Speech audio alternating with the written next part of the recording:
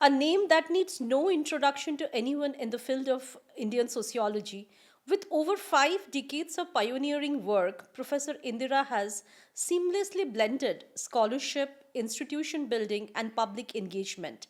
She served at the University of Mysore for 42 long years, leading the Department of Sociology, serving as Dean of the Faculty of Arts, as Director of the Center for Women Studies, and as a Director of the University International Center. Her journey continues to inspire generations of students and scholars across India. Since her superannuation, she has served as scholar in residence at Kuvempu University and Bangalore University and a visiting fellow at the University of Delhi.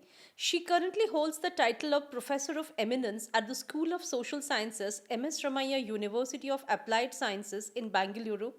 A former secretary and president of the Indian Sociological Society, she received the ISS Lifetime Achievement Award in 2022 for her tireless contribution to the discipline sociology. A 2 time Fulbright Scholar, 4 time Shastri Fellow, and ICSSR Senior Fellow, Professor Indira has mentored 27 doctoral scholars and led policy relevant field research, most notably with forest dependent communities in Joida. Which is in the Uttar Kannada districts of Karnataka. In her field studies, she advanced the women's empowerment. She has been a visiting professor at the University of Johannesburg, South Africa, and University of Iowa, USA, and academic director of the study abroad program in global health of the Florida International University. She has mentored the gender course in Study India programs offered by Iowa University, University of Puget Sound, University of Delaware, Allegheny, Cornell University, Princeton University, and Lady of the Lake Colleges, University of Michigan, University of Minnesota, and Mount Allison, Concordia, and Guelph universities in the Canada. A public sociologist and a prolific bilingual author, she has tirelessly contributed in both English and Kannada. Her current advocacy centers on multilingual, field immersive, interdisciplinary sociology, including computational social sciences that link data, lived experiences, and public purpose. Welcome to you, Madam. Namaste. Namaste. Thank you, Sudeshna. I thank you for such a warm introduction, and also the Indian Sociological Society, the President, Professor Maitreyi Chowdhury, for this opportunity. I would like to just share my journey with sociology for the last 50 years. How I came into this profession and my experiences. So, shall I begin by talking about my journey with sociology? We would like to know that, I mean, your journey is nothing short of inspiring, spanning decades of teaching, research, and public engagement. But before we speak about your journey, we would like to know that. To the root where it all began. So, could you share what shaped your early intellectual and personal journey? Like, how did the guidance and the from the mentors like Professor Parvatama and especially your parents, the values you imbibed from your parents, especially your father, who was again a renowned professor of English. So, I mean, we would like to know that how that helped finding your path from being a promising student of literature to becoming one of the India's most respected and beloved teachers of sociology. So, like, how you switched from English literature to the sociology? I must say that I was inspired by my father, who was a teacher of English in the University of Mysore. And when I completed my plus two and joined the BA program, those were times when we had to take 2 majors and 1 minor. So I wanted to follow in my father's footsteps, so I chose English history as major and economics minor. Then I went to the class one day. Of course, you know that those days at least a minimum of 5 students had to opt for a particular subject if it had to be offered by a college. So there were 5 students and we had just one class. When I went to the class the following day, it was empty. And then I was quite surprised when I asked my friends who had taken that optional. They said, no, we cannot manage with English literature because we have to read the original textbooks. So we have gone to the other optional that was there. That was sociology, political science, and history. When I told my father this, he said, no, sociology is a good subject. You take it. If you really want to continue to be a student of literature, I'll put you in some other college. But I didn't want to leave my college, Teresian College, because all my friends were there. So I went to the sociology class, and we had a very great teacher. First class, impressed me, fascinated me so much that I decided to continue. And I always keep thinking about it, how much I would have missed in life if I had not taken sociology. And then after completing my BA, I went to the University of Mysore's postgraduate center, Manas Gangotri, which was headed by Professor Parvatama. Professor Parvatama and my father were colleagues in the university, and they had a lot of mutual respect for each other. I remember Professor Parvatama, I would like to share this, for the younger generation, used to come to my house to have her thesis, which her PhD work was at the University of Manchester. She worked under Professor Max Gluckman.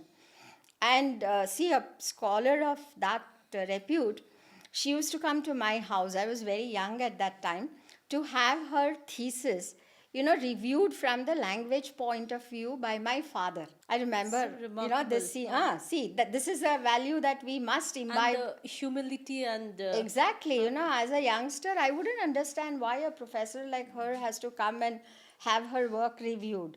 Later on, I understood, because she sent us, as her students, to different departments, like to discuss with professors who were there in the department, all that. So coming back upholding that peer reviewing exactly, process. So we keep earlier, talking about that. Exactly. But they only paved the way for those processes. Sure. Yeah. And then, my mother, of course, wanted me to go to the civil services because her father was a traffic manager in Indian Railways. But when I saw my father, being surrounded by his students and the kind of discussions that used to happen in my house, I decided to be a teacher, and she was not too happy with that. But then, I have absolutely no regrets. That's how I came. And when I completed my master's, before that, what happened was, when I was in my first year of master's, my father, was afflicted by cancer, and he passed away. Even after his superannuation from the university, those days it used to be 55 years, he was invited to be the chief editor of the English Kannada dictionary project, revision, which our university had launched. And so he was working with great enthusiasm, and this suddenly happened, and he passed on, which was a great shock for me. But we carried on, and then when I completed my master's, I thought I would start working in a college. But then Professor Parvatama, she sent for me, and she said, "You're not going anywhere. I will take you here." And those days it used to be called temporary jobs. Today we use words like guest faculty, contract, etc. She gave me the opportunity. And 2 years after that, the post was advertised, and I was appointed as a permanent lecturer. And so for 42 years, I stayed on in the department with her. I joined the department as a 20-year-old, and when she superannuated in 1988, I had worked with her for 16 long years already. And, it was a great learning experience, because she had certain values and certain clear ideas as to how we have to function. Correct. And so she, was very strict. Everybody called her a very rigid, strict lady. And so it was from her that I learned even this intersectionality, about which we talk so much. Correct. She always insisted that we go and meet people, read books. Different sections of the people. Exactly. Across the... And I also want, my journey with sociology will not be complete if I don't talk about my uncle, his Professor Chandrasekhar. He was a professor of education and a great scholar. He spent a lot of his time in Zambia and Aden. And just as I was writing my thesis, he came back to Mysore. And I started going to him for, guidance, counseling, etc. And it was from him that I learned how we have to write. And he, of course, had his master's dissertation from the University of Edinburgh. And when I met him the first time, he said, "You know which draft of mine was approved by my teacher?" I said, "Maybe the second or third." He said, "My 21st draft." To me, this was a great shocker because I said, "Did you write your thesis 21 times?" He said, "Yes, because my guide would not accept it." And those were not the days of electronic typing, computer, Correct, you etc. So he said, handwritten, And then he was the one who told me, you write on ruled sheets of paper. See, all of these are gone now. They have become a part of history. And then he said, leave one line in between. No, but the disciplines, Exactly. that remains, Yeah. so that what kind of a discipline and what kind of an induction process Exactly. scholars should go through, that incubation process you were talking about, that's remarkable. And also it was from him that I learned. He was very polite. My teacher, Professor Parvatama, was very strict. She would shout once, I remember. She said, "You Ramarau's daughter and this is what you are writing?" She was angry with me. But my uncle wouldn't shout at me like that. He would only say, "No, this is not the way to write." And then he said, "You may be a good teacher, but it's very important to learn to write." And so he would make me write. I would go to his house every day after coming back from the department, and he looked at each word. And that's exactly what I did with all my students, correct each word. So you see that, ma'am, that teaching was a natural instinct to you. Yeah. But your uncle took a lot of care of bringing you up as a writer. I mean, now even we cherish you as a writer. So if you see, ma'am, you were talking about this intersectionality. You see that you played a remarkable role in bringing sociology out of the classroom and into the public spheres of Karnataka, primarily through the Kannada newspaper columns, and made sociological ideas accessible to the everyday readers. That your work has been recognized with several awards, including Dr. B.R. Ambedkar Mooknayak Award from Karnataka Media Academy. Then you have that other honors such as Triveni, Sadodita, and H.S. Parvati Endowments Award. So, in this context, we would like to know that. I personally also remember during COVID time, you were that time, I was also in the Bangalore University, you were also a scholar in residence there. You created a series of YouTube videos on various gender studies concepts, especially in the Kannada. So, because we found that time that even joining Zoom classes were also difficult for the students because they were on the rural areas. They never had that data packs and things like that. But that is still a very rich sources for the gender studies students. So, in this context, I would like to know that your role in nurturing sociological and gender sensitive thinking in everyday life, especially through the medium of Kannada, and what kind of impact have you seen these efforts make on students and on the wider public? Well, you see, though my father was a teacher of English, he always insisted that we learn good Kannada. In fact, I went into English medium only in grade 8. I studied in a Kannada medium government school till I completed my 7th standard. And he himself was a very well-known Kannada writer, He said, if I don't write in English, I remember, I don't lose anything. But if I don't write in Kannada, I'm going to lose a lot in life. So that was kind of my inspiration. And then it's also true that you know that how in the university system today, majority of our students write only in Kannada. And initially when I was in the department, in the 1970s, when the proposal to allow students to write their exams in Kannada, there was a lot of opposition from the science department. They said we don't have technical words, we don't have translations, etc. But of course, I never took that on because I think that we are always responsible for creating literature in our mother tongue. Because most of our students, as both of us know, are first generation students. Correct. And you cannot expect them to suddenly, start understanding English, though we should not give up that effort. So then classes became bilingual by late 1990s. And there were a lot of I'm sorry to say this, many people started writing books, and most of them were in the form of notes.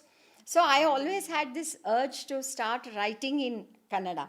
And of course, Because accessing quality exactly, material in regional language has always very been, I mean, still important. it is a challenge. Yes, it is a big challenge. It's a So big you tried challenge. to Yeah, bridge I that tried, gap, I yes. started writing. And then when one of my friends, Dr. Vijaya Dabe, she's unfortunately no longer with us. She was a kind of an inspiration for me to get into women's studies, academia, as well as the movement. She was a professor of Kannada in our Yes. university. You know about her. She's I mean, a name in Oh, herself, is an yeah, yeah. She was a institution. true inspiration for me. We Yeah, were I mean, I think actually. generations of Exactly. Yeah. activists and writers she has Yes, yes, shaped yes. the. She was my batchmate. Acha, she was your She was my batchmate. batchmate in the campus. And so she once invited me to write for a Kannada magazine.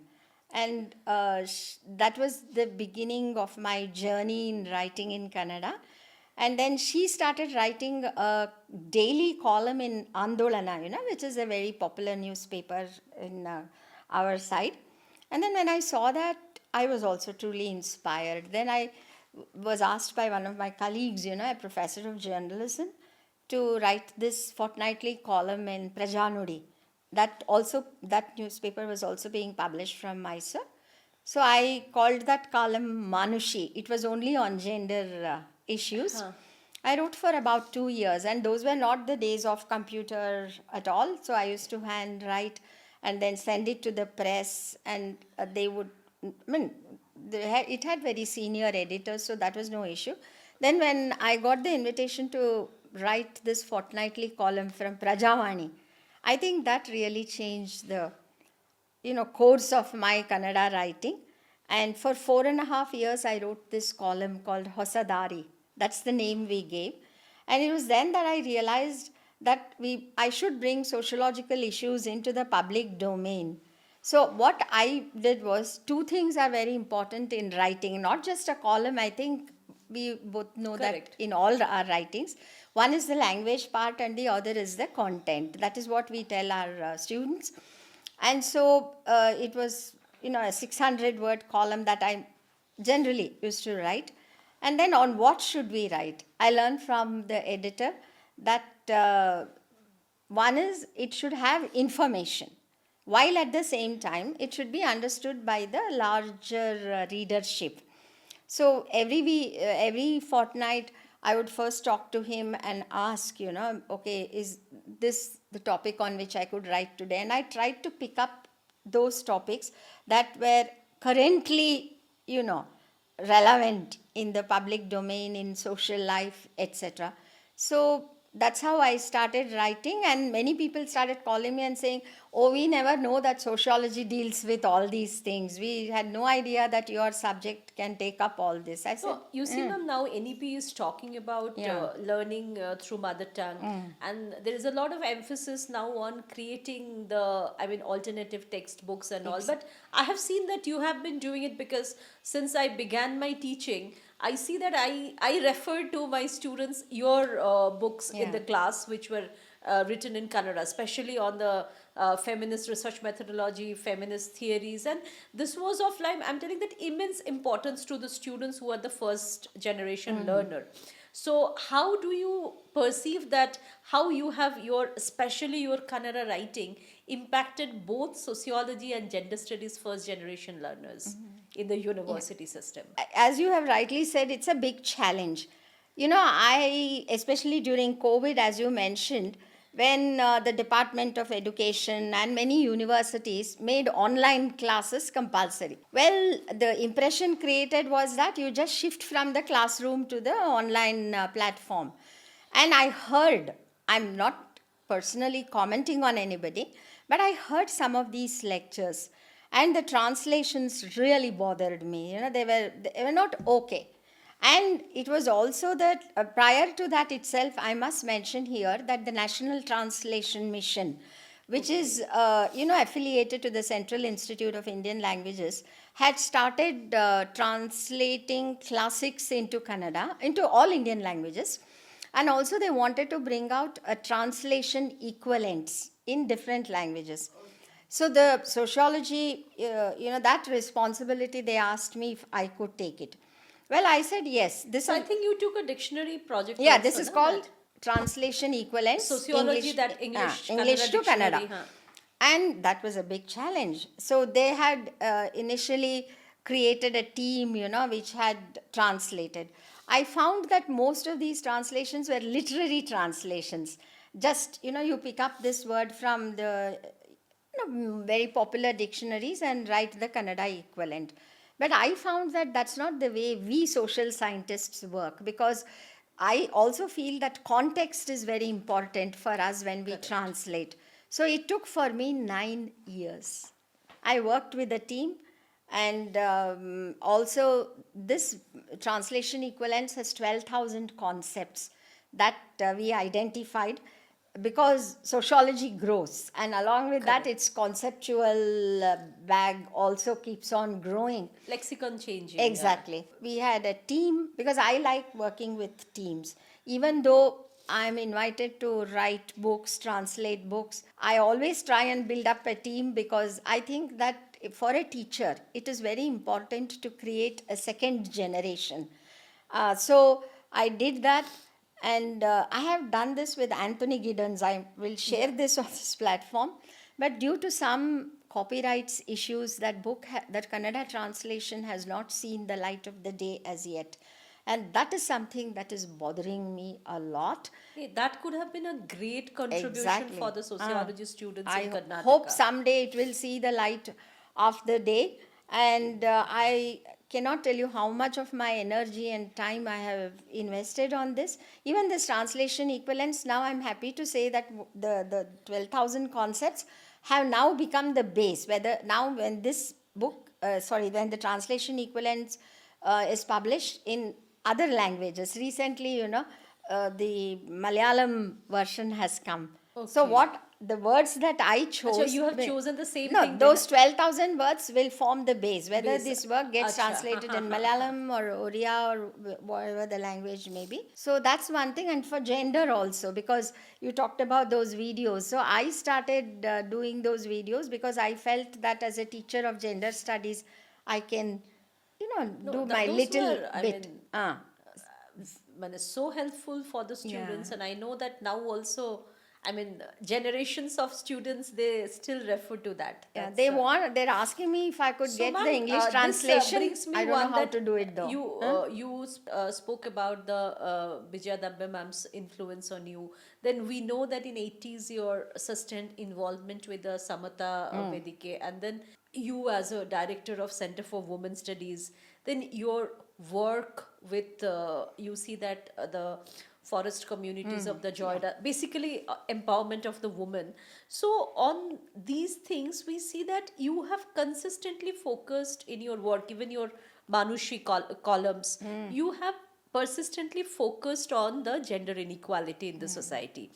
And but we see that I mean, despite so many interventions, gender based violence remain quite, I mean, it is changing its forms. So I mean, it is getting its new avatara. So now your even the your I mean, current project, which is ICSSR project, which you are again working on the gender based violence. So how have you seen, like, from 80s your, I mean, you are in the field for such a long time. So how did you find that the trajectories of gender based violence, has it changed, has it improved, or we remained on the same plane? As a student of sociology, the kind of inequalities that persist in our society always bothered me. And one form of inequality which I understood cuts across the barriers of caste, religion, class, etc., is gender. So I was looking for an outlet to my agitation about why gender based inequality prevails in society. This was late 80s when Samata Vedike, the autonomous progressive women's forum in Mysore, came to the forefront. Samata initially was a discussion group, and then it actually came to activism, because that was a time when it was being very gradually realized that violence, especially domestic violence, was not something about which women should be ashamed, but they should come out and speak. So that was the time I joined this movement, and I was very, very active. And that was also the time the Center for Women's Studies in Mysore University became active. And I must tell You you, are the founding no, director, no, ma'am? no. Professor Rameshwari Verma was the Professor founding Rameshwari, director. yeah. But I've been involved with the center ever since its establishment. And initially, they offered a diploma in women's studies, and all the classes used to be conducted by those who were very active, academics, of course, in the women's movement.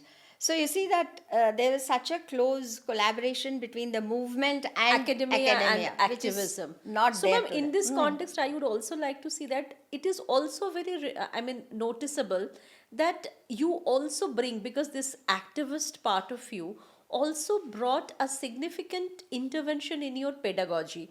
So, where we have seen that, like in your sociology pedagogy or even your gender, teaching gender, when you were doing that, you shifted from that typical, that node based lecture, to a dialogic, field anchored, bilingual, reflexive practices.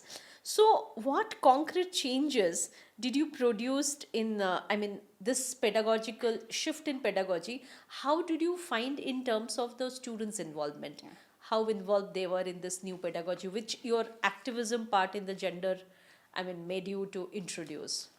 Yeah, I must tell you honestly that when I started teaching, that was, in early 70s, teaching was 100% classroom based. And I started teaching this course on research methodology.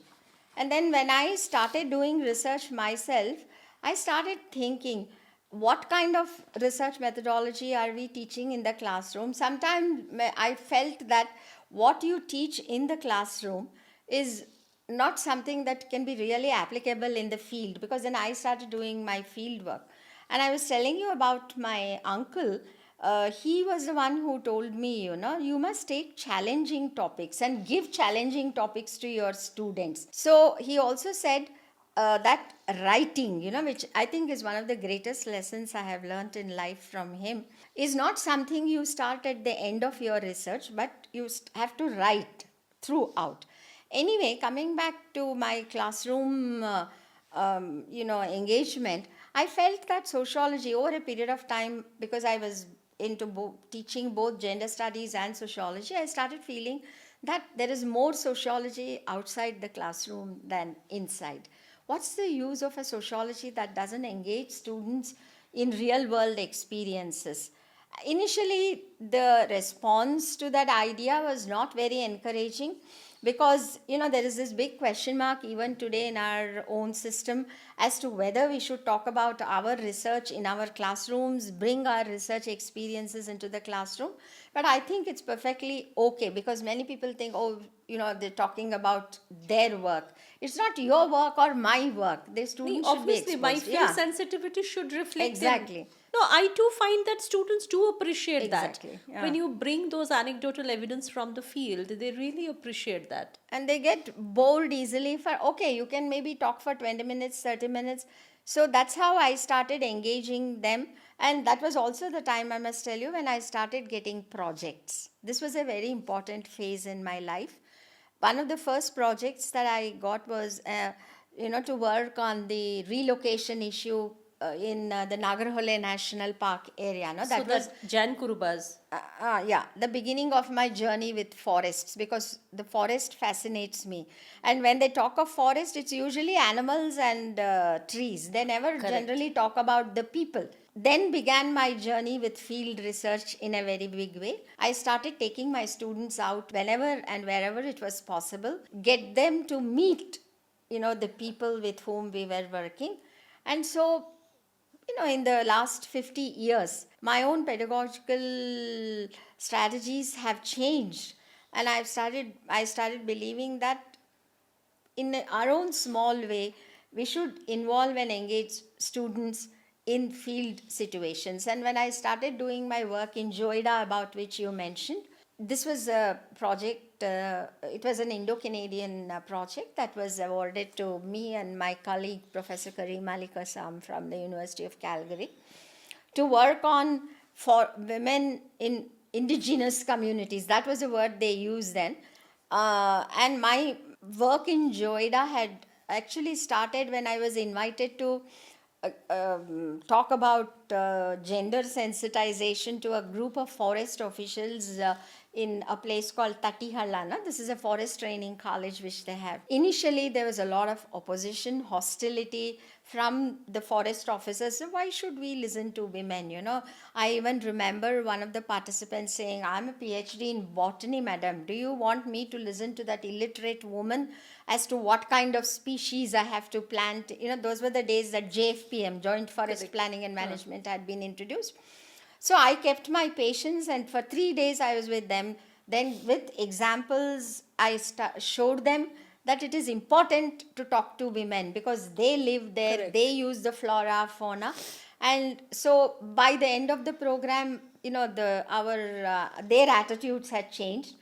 And then I applied for this project from which Shasi Institute had invited proposals, and I got it. So thus began my journey with Joida, which is now more than 25 years. Initially, there was a lot of hostility from the local communities because they thought that, you know, I was a representative of some NGOs and others that were trying to remove people outside the forest. But I remember, you know, this, I think this is very important for sociology students, teachers, for all of us. When I went to this village called Deria, which is nestled in dense forest, the leader of that community, or he almost, you know, beat me up because he was angry. He basically, their Kannada is not spoken language. All these villages border Goa.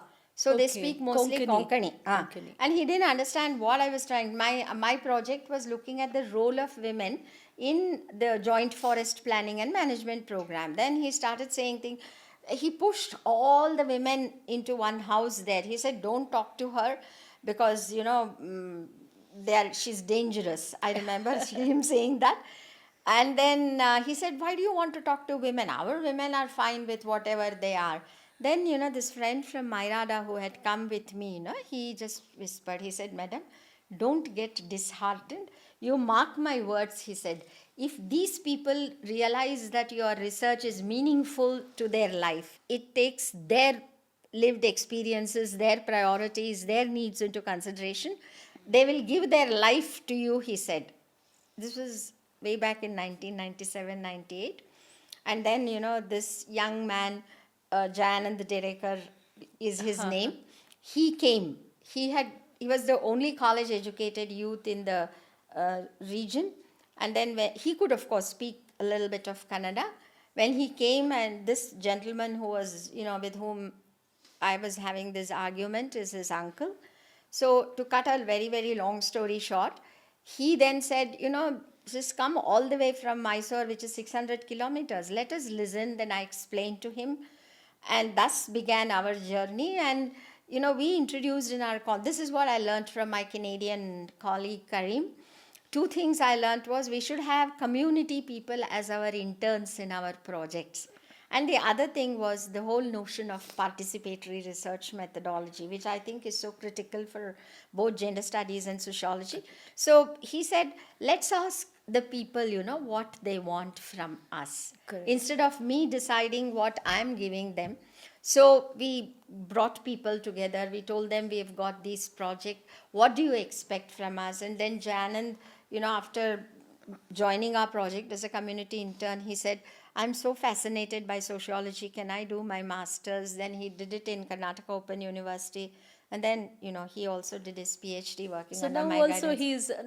he is working with you Yeah, as, he's you know, working as a project research case- associate. as- You know, he kind of, I always believe that social scientists or anybody who goes into these tribal locations, or any community for that matter, is only an interventionist. We should never try to take over as leaders. Correct. So I had, seen this happening in quite a few places. So I told him, you as an educated person, as a local person, are the leader of this community. But then don't create a situation when they will depend on you for everything. It was a big challenge to get women out. One was the language issue, the other was they had never come out of their kitchens anywhere. So we started self-help groups, created federation, did an infrastructure mapping of the whole region because the people wanted it. And in all our efforts, we involved the local people. So this is, I think, very important for sociology. That is a path-breaking action research. So, I mean, in Karnataka, that is so, fondly remembered about that Joyda study. Yeah, that was because the local people initially were skeptical, but then they joined us.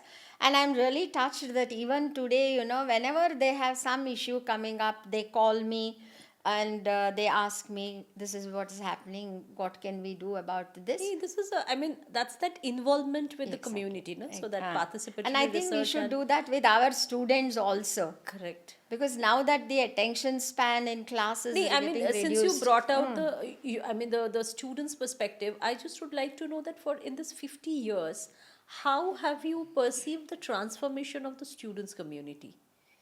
Like, how did you see them 50 years back, and how you are seeing now with the Gen Z and Gen Alpha students, students? Yeah, thank you for So asking. there could be there is a aspect of, as a teacher, I'm also finding there is an aspect of continuity, but there is a profound change also. Exactly.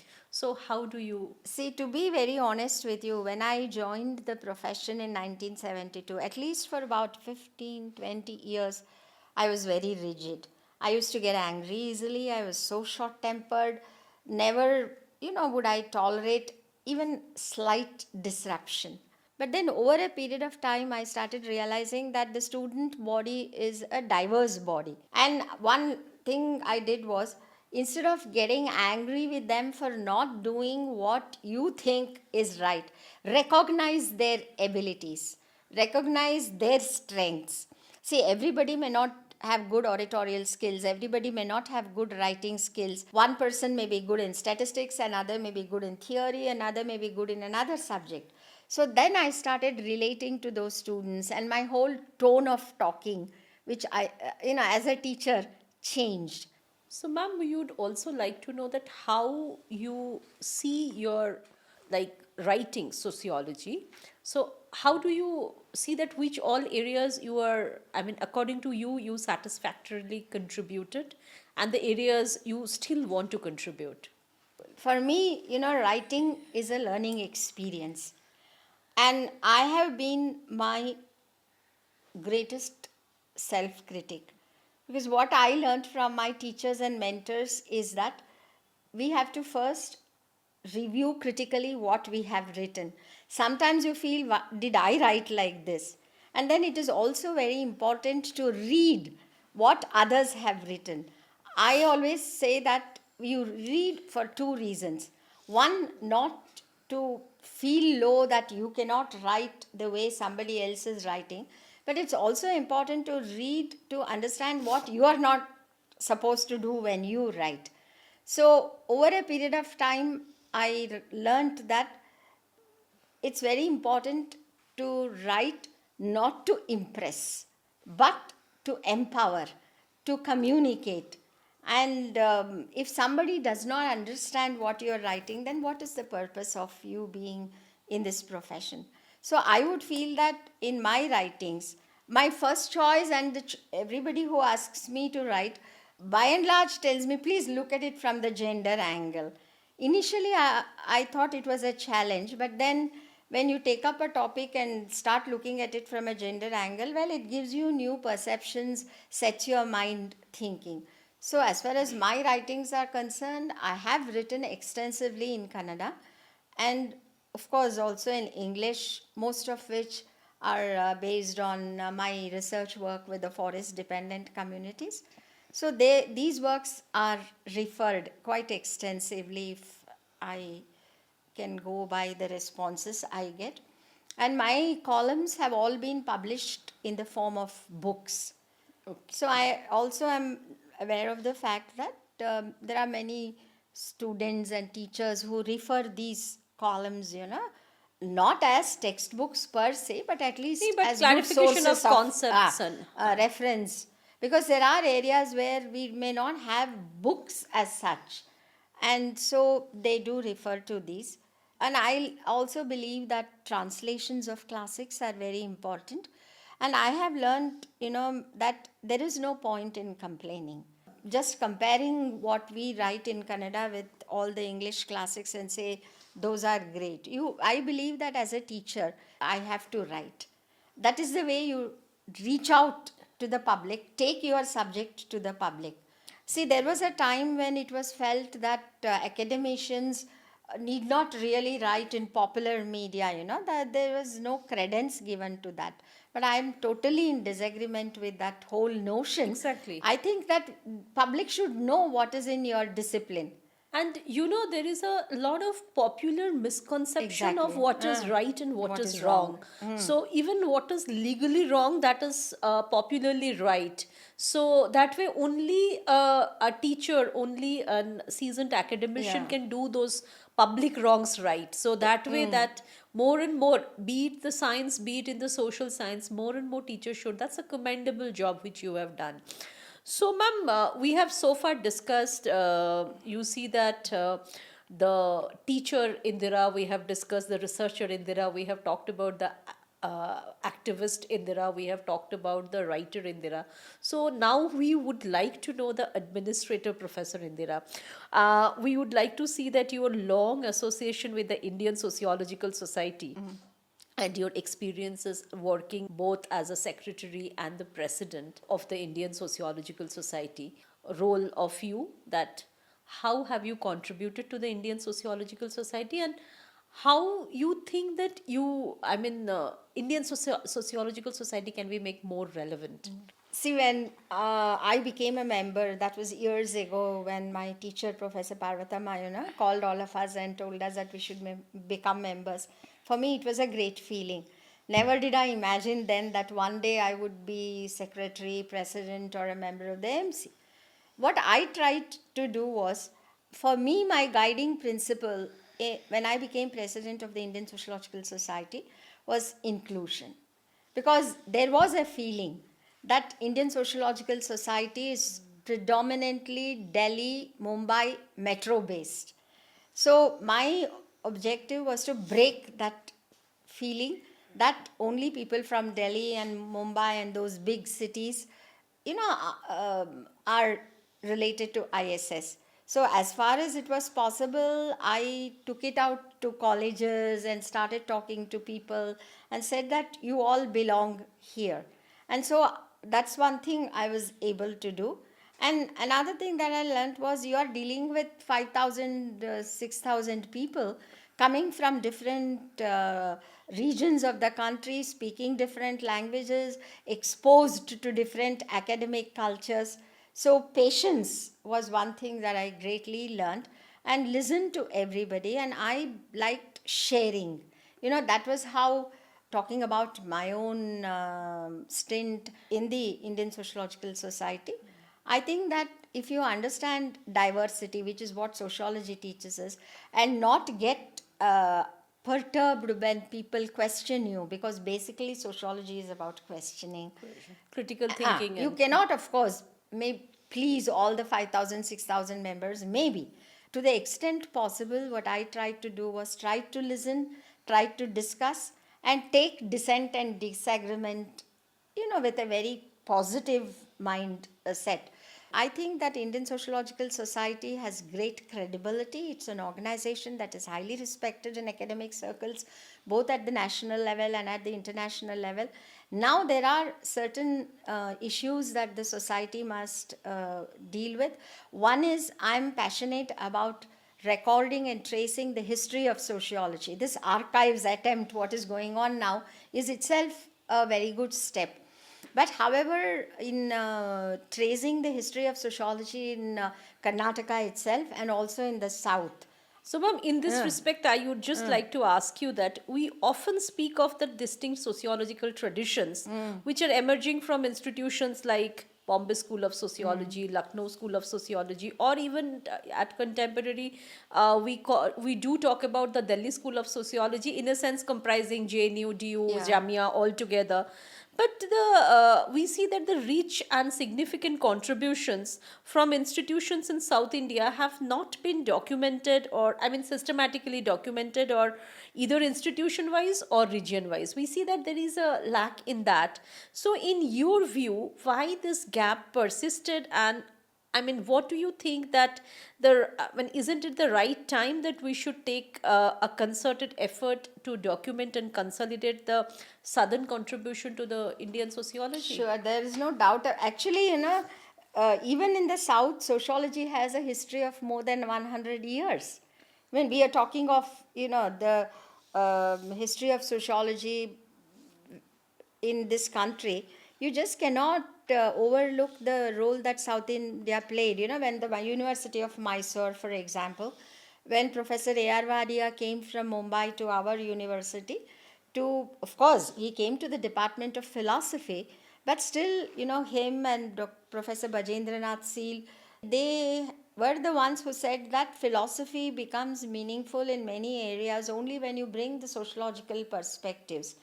So I have seen that except those, books, the reports that they bring, there is not much reference to what kind of work was done in the departments, who are the people who are there. See, when you talk of Bombay School or Delhi School or Kolkata, Lucknow School, I think the focus is more on the work.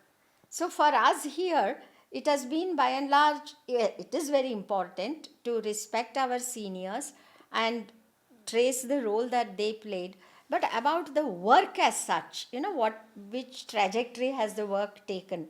Who are the people who have worked on these topics? That's not recorded. So in my own way, I'm now trying to do my best. In Karnataka, I tried. But, the information available, Sudeshna, is so sketchy. We are a documentation poor country, there is no doubt about country it. in general, but Yeah. here I find that it is very weak. I was able to talk to so many senior professors, like I would call them generation one. Unfortunately, many of them are not with us anymore, but at least those who are there, I keep talking, asking. I was doing a paper on sociology in South India, and I had great difficulties in tracing the history of the discipline in our own southern states. Different universities. Different universities, because sociology is offered at 3 levels. And whenever we talk of a subject, we generally concentrate on postgraduate departments. Correct. But I think the undergrad colleges have also Yeah, and they contributed. have that amazing Yes, teachers. Exactly, actually. exactly. Huh. I mean, if we remember those undergraduate teachers, because those days that push was not there for all this publication Exactly. and those kind of a thing, Sure. that API matrix didn't come, but they were all wonderful teacher. I mean, from within us, the best was brought out by them. But they were never recognized. They never were the ones who recognized. laid the foundation for us to Foundations, understand the exactly. discipline. And so I think that Indian Sociological Society and the regional associations now must make it a point, but they should take upon themselves the task of recording and preserving the history of the discipline's growth, not just in terms of numbers, number of colleges, people, etc., but also the work. I am not sure whether that has been done in South India. I mean, maybe, there have been articles, but then I think it is the responsibility of each department, each college. In Kerala, this has been done. There was recently a thesis that came to me, which was titled The Sociology of Sociology in Kerala. It's the history of interesting, huh? Very interesting. The discipline has been traced, in a very systematic manner in that thesis. So, like that, I think in each state now the initiative must Has to be start done, huh? and start from the regional associations, or it need not be from the association itself. Any institution like yours, for example, ma'am. you've been trying to bring people together. So, what is it that we have done and what is it that we have not done? What is it that we need to do? these must be recorded. And I think it is very important to involve our students in this, to But ma'am, create skills. this brings me to my next query to you. That given your long association with the Indian Sociological Society and your experience working with sociology across both national and the grassroots level, how do you see that discipline responding to the growing techno-managerial focus of the today's education system? Because we see that like at the grassroots, even PU level to college level to the university level, there is a steady decline of sociology, Yeah. both in in Karnataka, southern states in general, and overall India also. So, but that decline is more sharper in the South India. So, how do you think that in this backdrop of decline and this proliferation of this techno managerial education, how we can make that sociology more vibrant? You see that social consciousness every discipline require. Be it doctors, we need socially sensitive doctor, we need socially sensitive AI, we need socially sensitive technocrats. So sociology is important for everybody. But when we see the larger picture, it's not at all hopeful. So most of the people think that they equate sociology with common sense, which is absolutely wrong. So, in this backdrop, why this decline, and how do you think that we can improve the situation? I think that it is important for us to break the barriers that we have constructed around ourselves and to have this dialogue with different disciplines and show how it is our subject that is relevant for all disciplines: medicine, engineering, law, media, name any. Public policy. Public policy. It's very important to, I don't know, maybe nothing wrong in using the word convince the people there and policy itself, that it is important to go to a micro level and understand people's lived in experiences if their own performance has to be meaningful to society.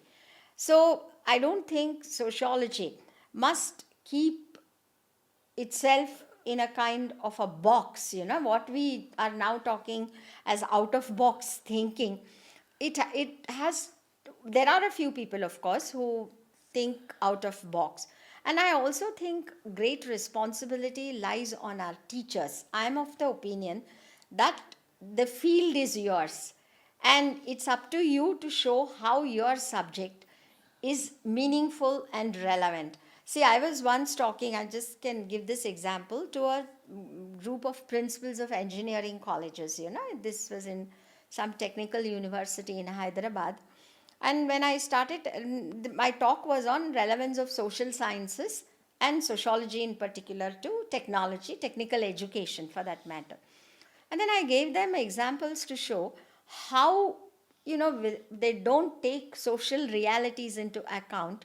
Technology really is not people's technology. So I gave them the example of a road. Road is generally treated, as if it's a technological achievement. I said road means 100 different things to 100 different people. It brings people closer to knowledge, to market, to a different world that is there outside. Then, some of the principals met me and said, thank you, because we didn't even know that, we could look at technologically important issues from this perspective. So I think, I'm not saying this because I'm a sociologist, but I think if there is one subject in social sciences that is relevant for all disciplines, it is sociology, because it teaches you social skills. And I think now, as you have very rightly raised this point, it is important to equip ourselves and our students with digital skills. Gone are those days when we say, I don't know how to use a computer, I don't know this, or I don't know that. So a combination of digital and social skills is what we should build in our students, and show how, if they don't have the social perspective, their own subjects become incomplete. And I think the total responsibility lies on, of course, there will be a lot of resistance. And people have not been part, I mean, sociologists, you must tell me, have very rarely been part of policy dialogues and discourses. It's mostly economics because everything is Correct. looked at in terms of numbers, growth, etc. But what is a growth that doesn't take into account the social realities? So the real Human side of the growth, exactly, yeah. the real challenge for sociology now is to explain to people, to students, to families, to parents, and the world at large that their academic journey becomes incomplete, their degree is incomplete if it doesn't have this social perspective. And I don't get angry nowadays when students ask, after studying this for 3 years, where are we going to go? And that's the reason why I think the admissions are dwindling. And many colleges, which ones I know in my own city of Mysore, for example, there were colleges which used to have 3, 4 sections, where it's sociology is closed now. So we have to do a lot of, I think, soul So we are searching. unable to respond to the present day demand of the job. So Yeah. we have to make them that way Yeah. relevant because Exact. I know. Also create in them, skills. skills, The skill to imparting speak, skills, the yeah. skill to use technology. There's nothing in running away from technology. So unless you make them relevant and teach them simple skills like how to talk, how to present themselves, how to present their subjects, because nowadays one of the points that they would ask in an interview is, tell us how you can make a difference to this job. And I think it's important for us to teach our students how their understanding of sociology makes a difference to a job that they are aspiring to take. So this is the biggest challenge for our subject now, because we are only complaining about dwindling numbers, but have we ever got together and questioned why those numbers are dwindling, and how our own teaching practices, our research practices have all changed? They have to change. You cannot just do what you were doing 40 years ago, 30 years ago. So this is a true challenge of sociology, and I firmly believe that it can happen when, forgetting our differences, maybe ideological or personal, whatever it is, all of us teachers must get together and have a diverse group like policy makers, representatives of the industry, representatives from media, representatives from those sectors where there are jobs now, and see what they expect from us. And we can also tell them, how our subject is No, relevant and you see, not so ma'am, that redundant. corporate social Yeah. responsibilities is such a emerging area. But there also you will find that engineers are working. They might come and take the sociology degree because, as you were telling, they have some better skills. Yes. So, I mean, our students maybe on their social sensitivity part, they will be much better.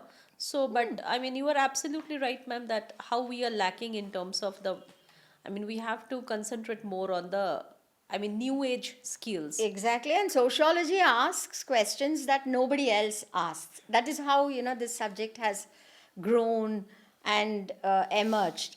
So we must teach our students to ask questions, and for that they have to be critically looking at what is going on around them. For me, true sociology lies in being a good observer, being asking questions all the time. Why like this and why not like this? So that's what sociology, I think, is all about. So, ma'am, do you mean to say that your students have made you, transform you from more authoritarian teacher to a more democratic teacher? So, you mean to say that present day students are more right centered and they are more democratic? So, what changes you perceive in them? The new days Gen Z students. Yeah, one thing that I see is the excessive dependence on, technology, the mobile phone, for example. Of course, there are, complaints about them using the mobile too much. But I think that there are positive ways of looking at it. See, for me, besides the library, there was no other way of gaining any knowledge. But for them, there are several options. So I think a teacher has to recognize that. Yeah, like, for example, if I was given an assignment, or I gave an assignment to my students in the 80s or 90s or even much later, the first thing they would do is to go to the library and start looking for relevant books and maybe copy or analyze whatever. Today, if you give them an assignment, they will straight go to Chat GPT, copy and bring that and give you. Initially, I know there are institutions which decided we will not allow Chat GPT. Now there is a transformation that is taking place. There's nothing really wrong in using Chat GPT, but they have to apply their mind. So what I would do today is to tell them it's not that you should not use technology, Chat GPT, Instagram, whatever, YouTube, but don't copy, cut, and paste. Apply your mind, ask questions, take definitely from there. We are all doing it, I think. It's Correct. not just our students. You cannot live without, I mean, the And yeah, technology we have to itself. accept certain realities. But technology should be an aid facilitator. It should be an Exactly. end in itself. Yeah. It's not an end in itself, and also if it sets them thinking, if they can ask questions about what they see there, that is the best that you have achieved. So I would say this generation of students, and probably in the next couple of years to come, the dependence on the classroom teacher will become lesser and lesser. In fact, I have read somewhere that in the next few decades, AI will completely eliminate the classroom teacher. I'm not sure Even about in the schools, sir, there, I mean, I'm associated with one of the schools. So even they brought some of the AI teachers also in the school.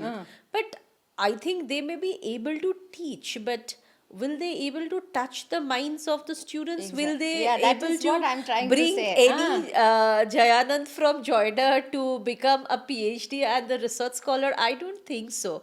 That human values, what Professor Indira did for the Jayanand, that will not happen with the AI teachers. That human values will be missing.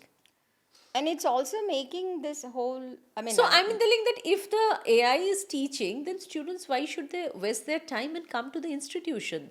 They can access that teaching from their home only. no, that is what they are asking now. No, see, for me and also for many of the later generations of students, the dependence on the teacher, the classroom, the library, the books was great because they had no other choices. But today, the attitude of this Generation Z, is it? Gen Z. Is that, well, I know everything, all this is available. Can you tell me something new? What is this new? Is a question, and we have to be prepared for that question and not get upset when students ask that question. See, for everything, it's like, I know. That is the response now. And you can't take them for granted and say they don't know.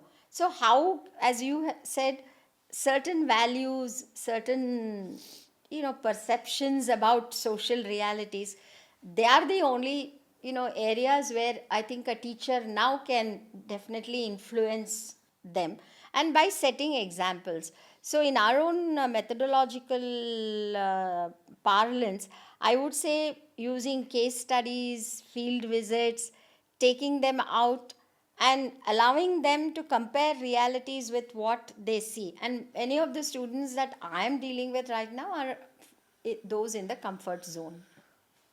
I always say students in comfort zones and students, and many of the teachers also, not in comfort zones.